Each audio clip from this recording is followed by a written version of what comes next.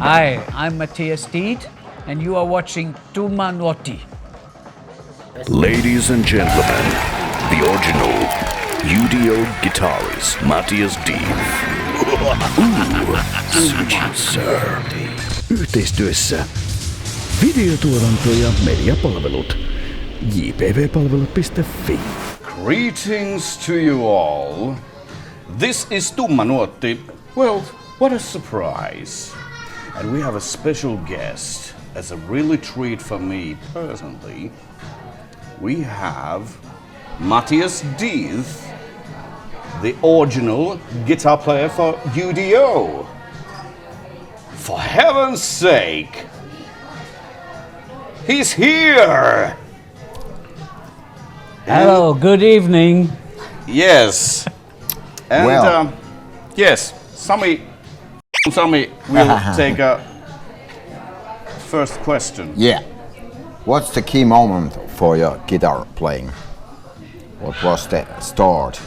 The key moment for my guitar playing. Yeah. Well, when I was a kid, I had a kind of a musical education, like kids have sometimes, and I yeah. played the piano first. But I hated playing the piano, and I think I saw a TV show with the band The Sweet on yeah, TV, yeah. and I saw these guys with the long hair and with the guitar, and Brian Connolly, the singer, he was like. And that flashed me. And Ballroom I bought Blitz. Ballroom Blitz Yeah. and Teenage Rampage and all that Oh stuff. yeah. Papa Joe. And I bought this Papa record, Strung Up, which was kind of a best-of record. Yeah. And I decided I want to be a guitar player. I love this. Yeah, that was. Rumble, hey Papa Joe, Coconut, Papa Joe, hey Papa Joe. Papa Rum. I know that Sweet. one too. Of course. That's sweet glam rock. That was it in the 70s. Yeah. 70s, yeah. But when heavy metal kind of or hard rock came into picture, Sweet, there was a moment in Sweet's history, Yeah. like few songs that were in the category of hard rock. Yeah. But what was the key moment when kind of heavier stuff? I think that was in 1981 when the new wave of British heavy metal came over Germany and over me as well. And there were these new bands, mainly from England, dressed in leather, having chains, and that was the bands like Iron Maiden, Judas Priest, Motorhead. And I remember seeing that on TV and having friends showing me records and playing that to me, and I thought, wow, this is bloody good. I want to play. I want to be in a band like this. Saxon. Diamond Head. Diamond Head. Before I was a fan, I went from glam rock to hard rock like Rainbow and UFO and Michael Schenk and all this stuff, and then from hard rock to metal. What is your favorite Rainbow record? Rainbow Rising. Suit you, sir. Brilliant record. I mean, that's Only Stargazer. What a song! What a work! Yeah. the Still love it. the whole record starts with Turret Woman. Ding ding ding ding ding ding. Try to be calm when that song starts. It's impossible. That's impossible. I mean, So we agree with that, right? Yeah. Okay. Good. Indeed. You too, yeah? Yeah. Okay. Rainbow Rising. Whoa. Wow. We wow. We whoa. Yeah.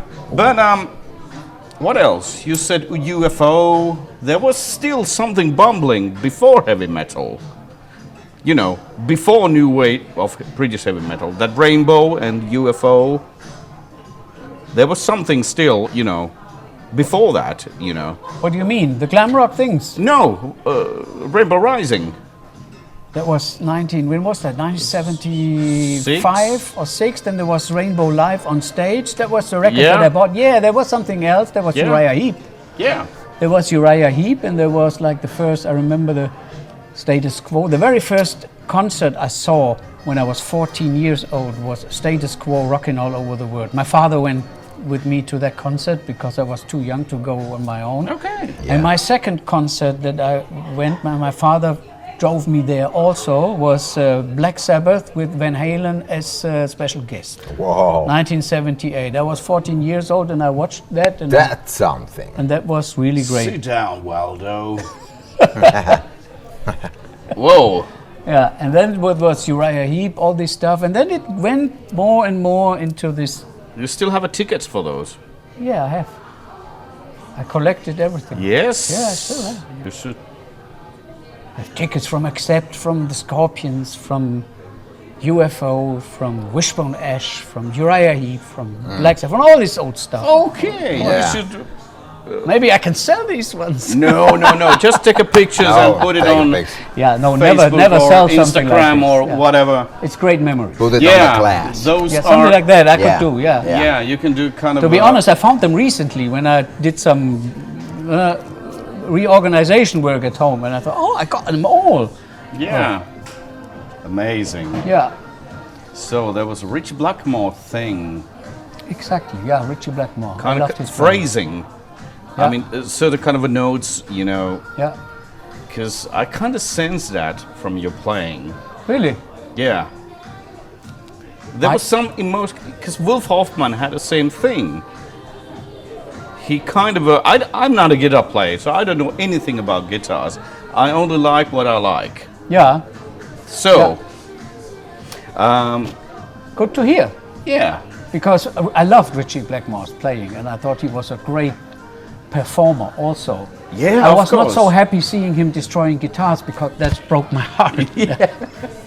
But only Richie Blackmore can do it. Yeah. But I have no idea where this interview is going, but we're having a great time. Talking about Rainbow and Richie Blackmore. What a great thing.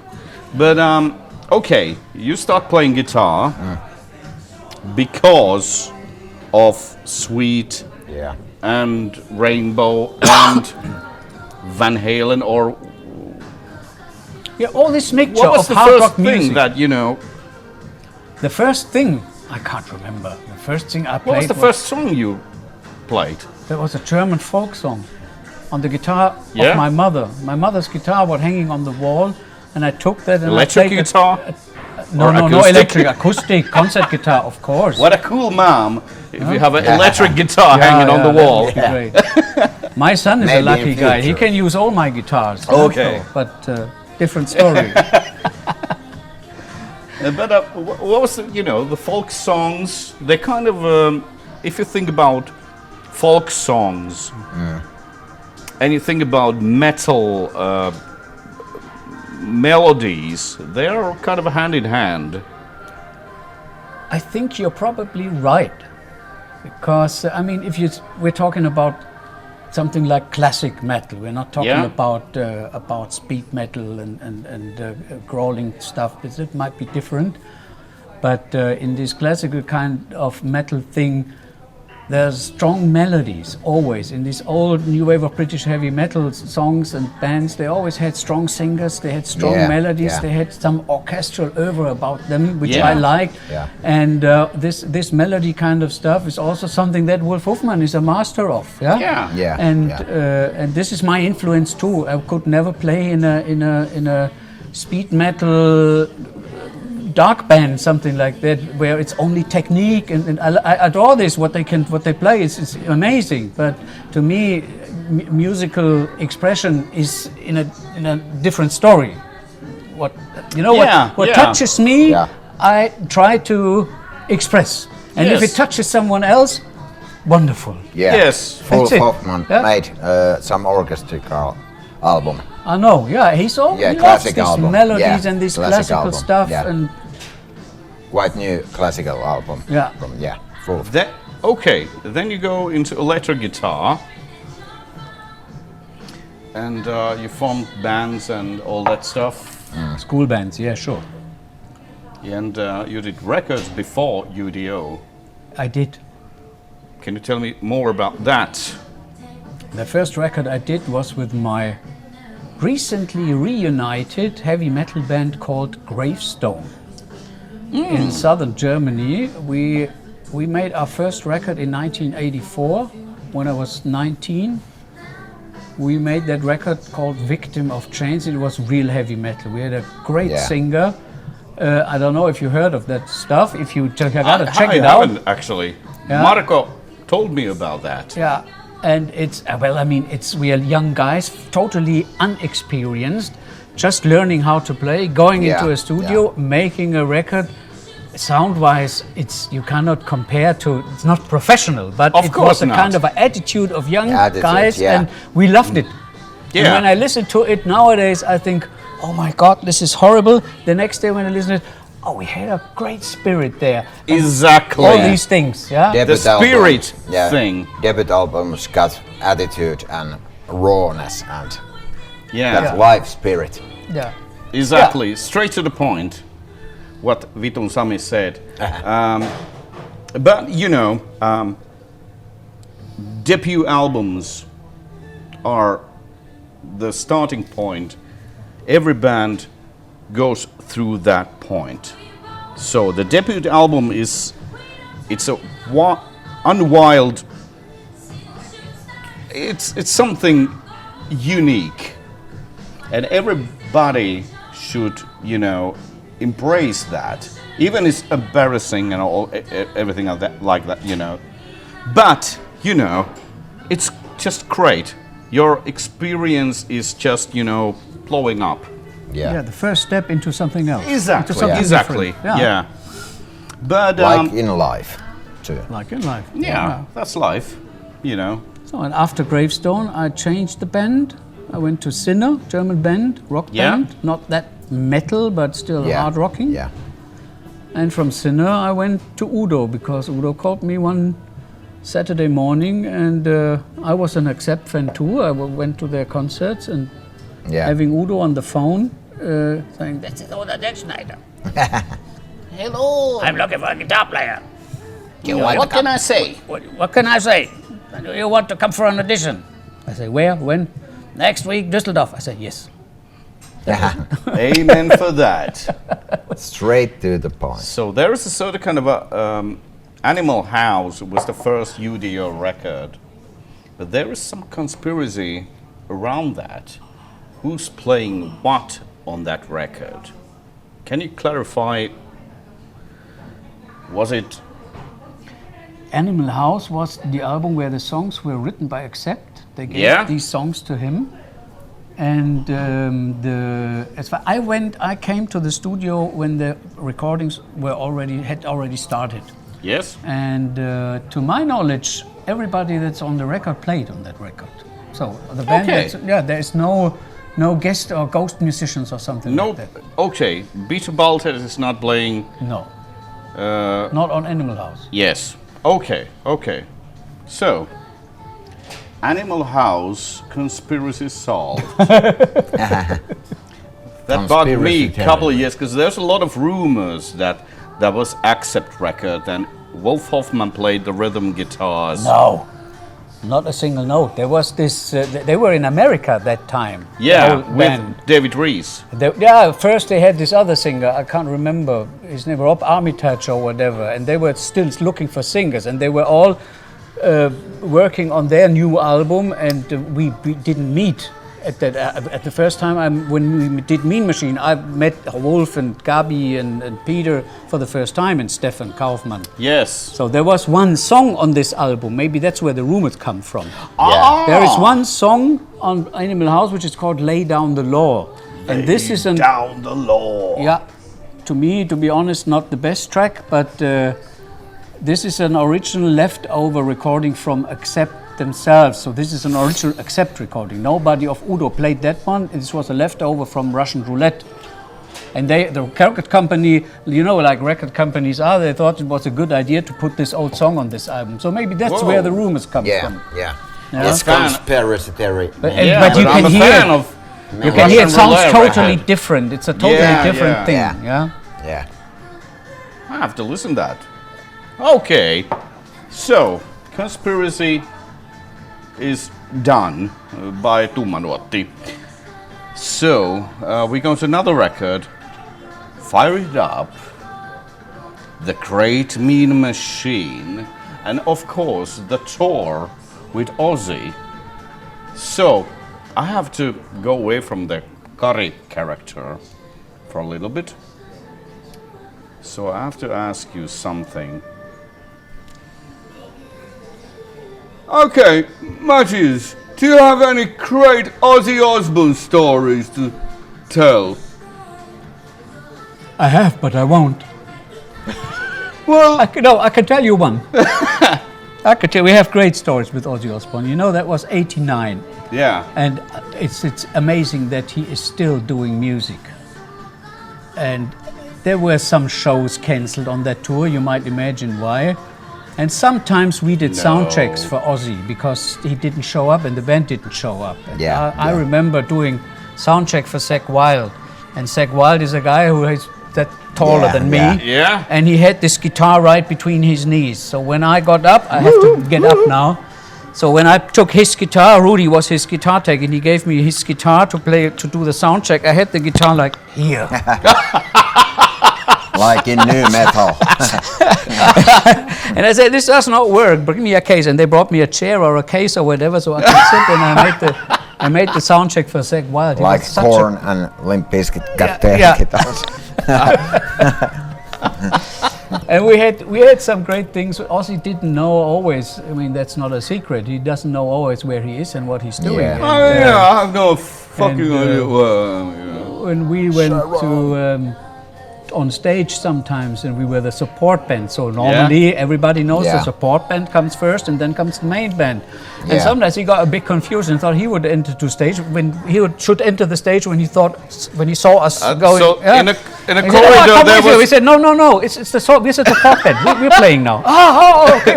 Oh yeah. Yeah, something like that. So in the corridor there was a Udo and Ozzy in the same time. Yeah. What can I say?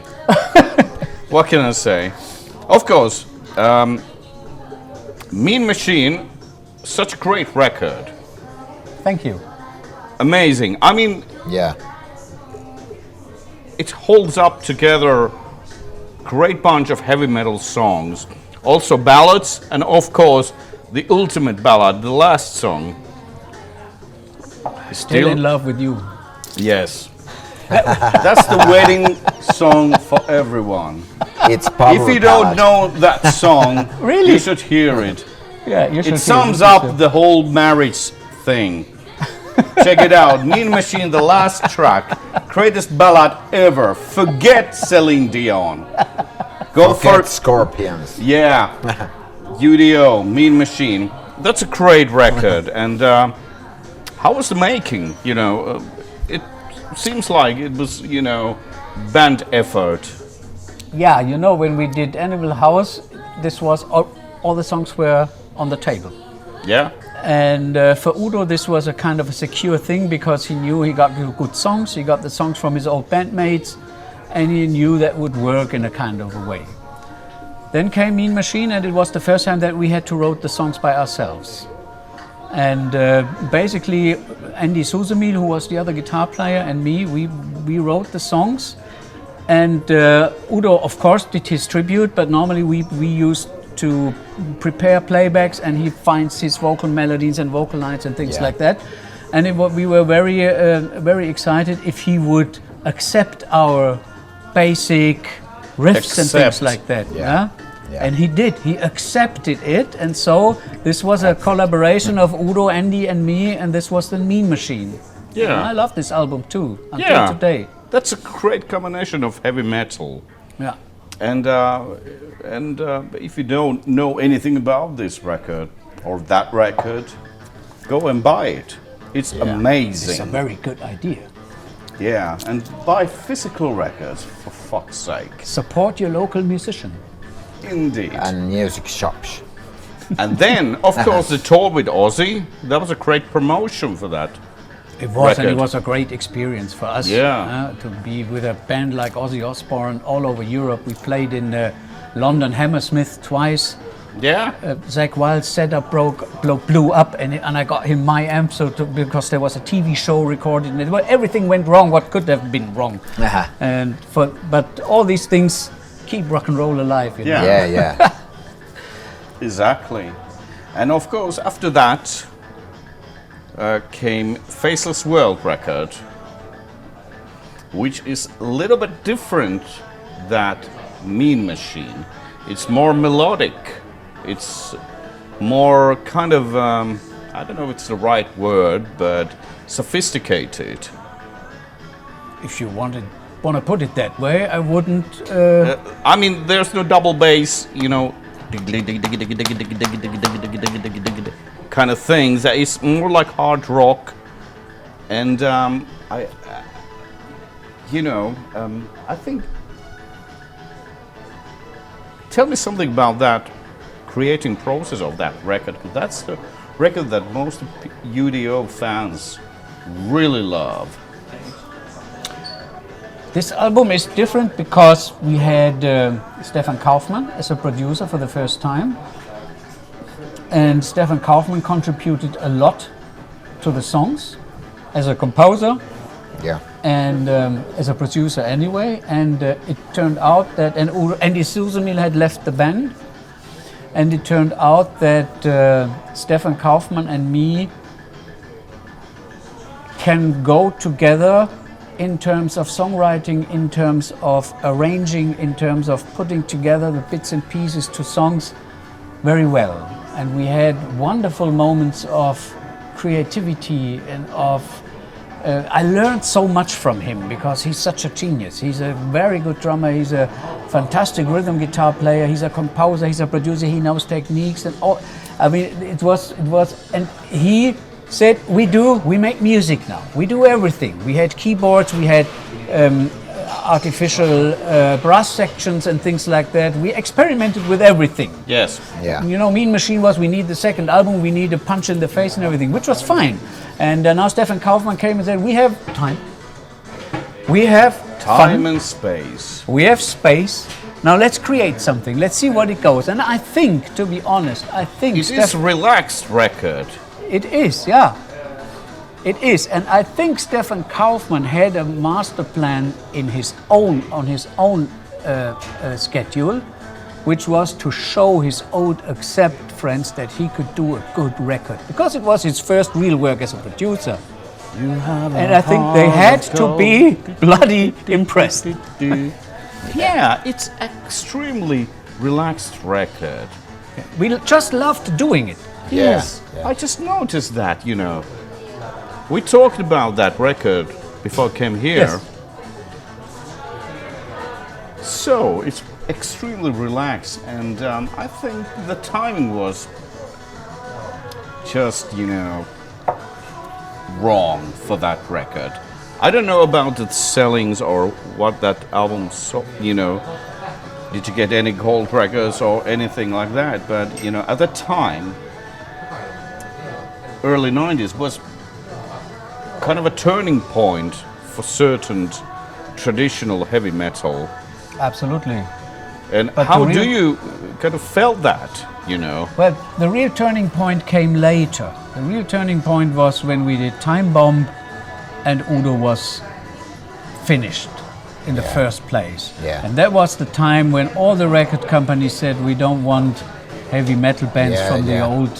old style anymore. Yeah, And there came yeah. these guys from grunge people and all this stuff. They had Grunge and great music, industrial. but this was something Yeah. totally different. And all the record companies said, yeah, that's the new thing. And I realized, and we realized, that this is not something that we could stand for. And we No, don't want no. to adapt to something like that. Yeah. I mean, we didn't want to cut our hair and grow these cutlets, Yeah, but no. now it's 35 years Yeah. later. But Now it's cool. we lost That's our the record boomer deal. thing. Yeah, we lost our record, but we're not on this point. At this point, we're at Time Bomb now. Yeah. And you Time Bomb was aggressive record, and it's totally kicking ass. I really like that. I like it when you like it. I like it too. Yeah, it was fast and furious, no ballads. It was like, Yeah. you know, punch in the face. It was like a painkiller of UDO. A lot of people say that. You know, But I'm saying it. I You are remember. people. You are people. You are. I am. I'm not quite sure about it, but I remember alien. when Painkiller came out, I worked on songs with Stefan Kaufmann. And Stefan Kaufmann lived some streets away from me. And we had a bit to hurry up. No. Stefan Kaufmann, I bought this album Painkiller. And I listened to it and I thought, what the hell is this? You know, after Turbo Lover and all these things. Which were good. I loved that. Yeah. But then came Painkiller. And I went to Stefan Kaufmann's house. It was 10 o'clock in the morning. And I rang him up. And he came to the phone and said, "What the fuck? I'm sleeping." I said, "I got something for you." I told him, "I'm sleeping. Come on, 2 hours later." I said, "No, you gotta open this door. You gotta listen to this." He opened the door, and then we listened to Painkiller, and we were both sitting there like, "What the hell is this? This is fucking great." And this definitely influenced us by in writing the songs and doing the things. Yeah. So we didn't copy Painkiller. I hope we didn't. No, you didn't. We took kind of the attitude, consciously and subconsciously. But the sound is original. And maybe It's this was still a great UDO impact. record. Yeah. And at that time, in 1993, Motorhead did Bastards with the first record with Biggie D. Yeah. In full action. And that was kind of Painkiller for Motorhead. Yeah. So maybe it's a thing that these changes that were already, the shadows were Victim already of growing. changes. Yeah. So that everybody wanted to make a statement, a real hard, heavy metal statement. But it all led into a very dark decade of heavy metal, which was the 90s. Yeah. But that was an interesting thing, because Painkiller, for me, I was shocked. Yeah. I was like, what the hell is this? What the hell? But did you like it? I have mixed feelings about it. The first song, Painkiller, that was like, what the hell I'm going through?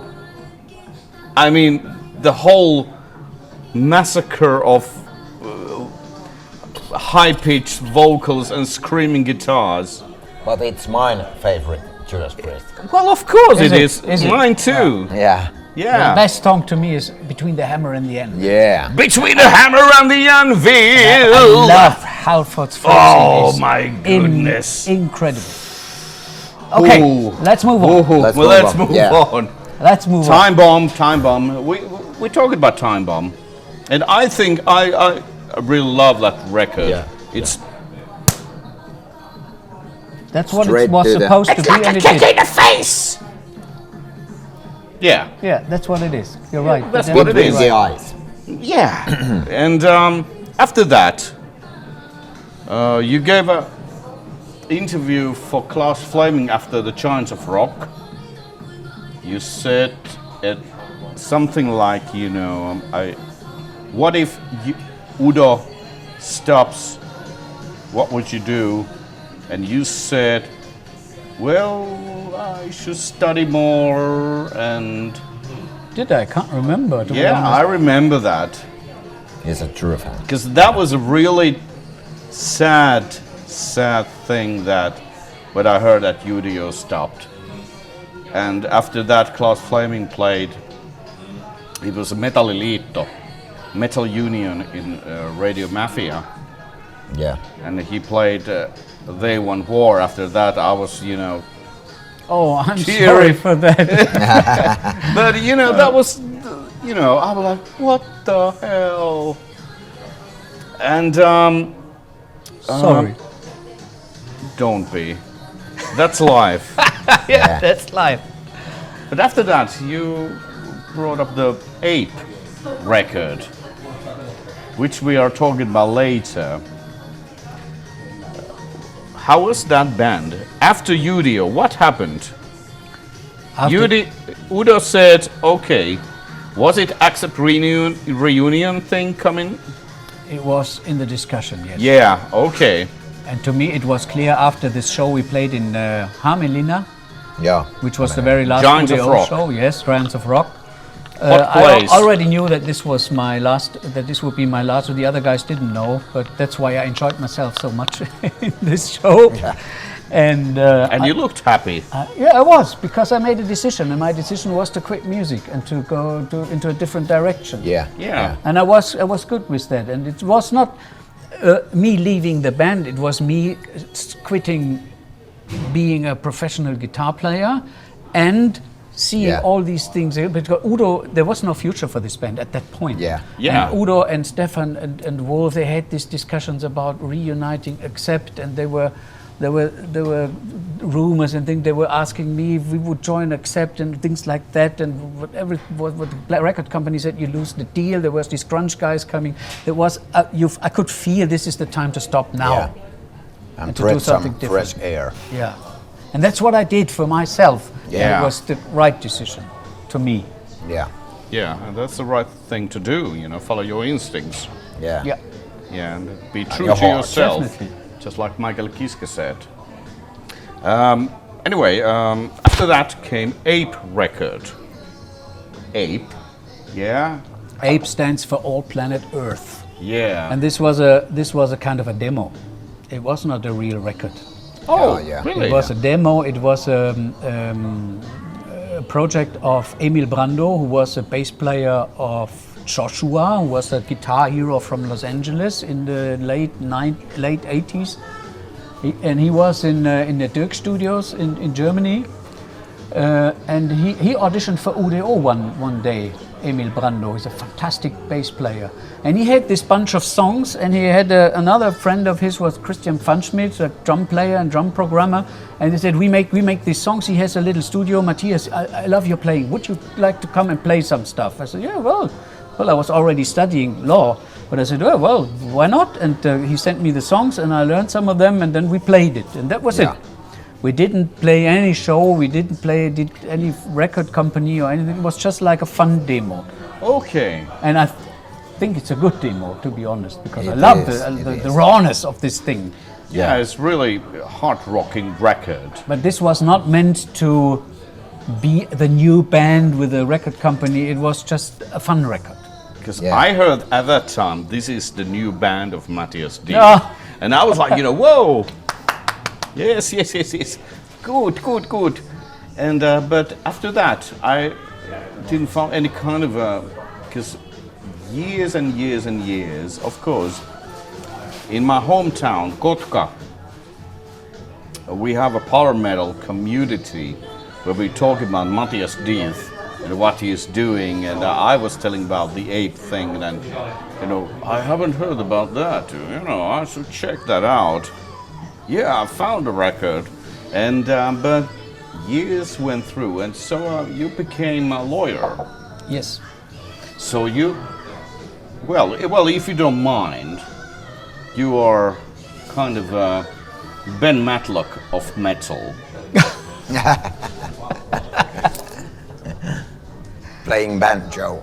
Yeah, I'm playing banjo too. Huh? And you like No, hot not really. dogs. And I like hot dogs, yeah. No, well, Yes. there is. Yeah. There is. Yes, Ben but, Matlock. Ben But- Matlock of metal. But maybe- Mathias Dieth. But I'm trying not to be a crook, like all He these was a nice American guy. lawyers. Was he? Yeah. he was. Yeah, you're right. Yeah. He was he a was. nice guy. It was Yeah. simple. Yeah, and he liked hot dogs, and he played something too. Banjo. Banjo. Banjo. Yeah. Okay, This is that's it. a deal. Hit. Ben Matlock of heavy metal, Mathias Dieth. Oh my goodness. But years went by, and came. Wait a second.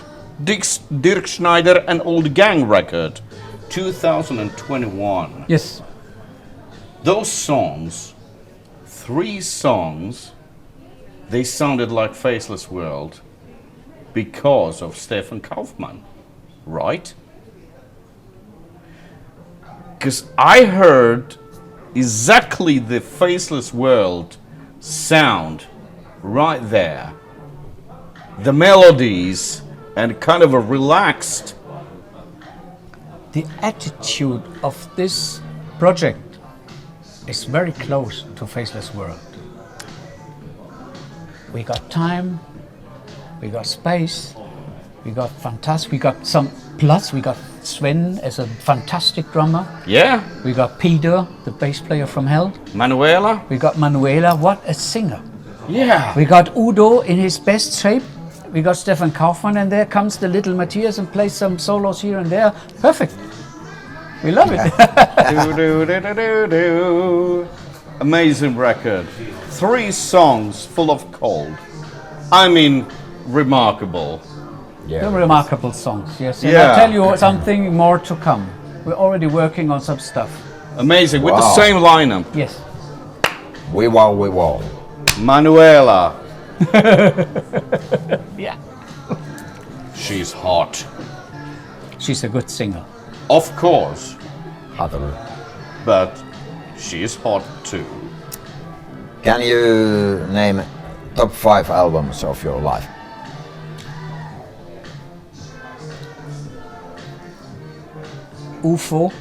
UFO, Strangers in the Nightlife. Yeah.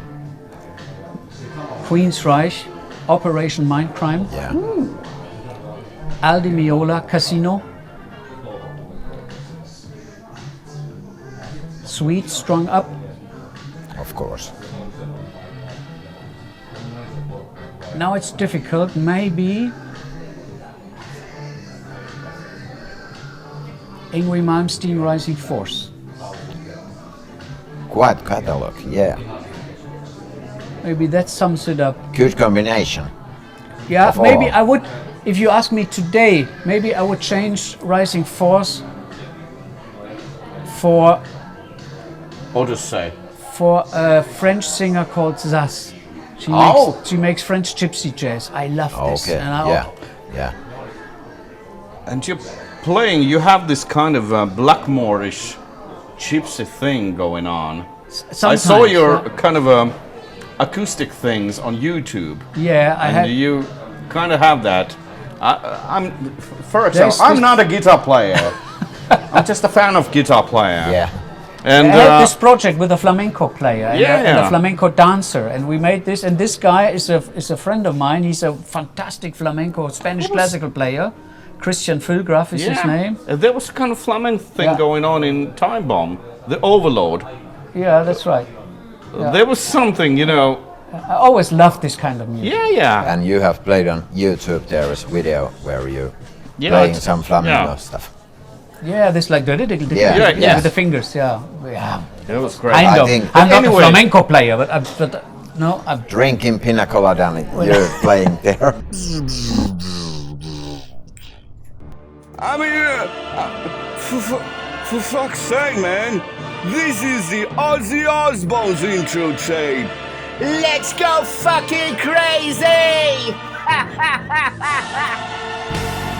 Muista tilata kanava, tykätä videosta ja laittaa kello päälle. Käy myös katsomassa Tumma Nuotti IG. Tumma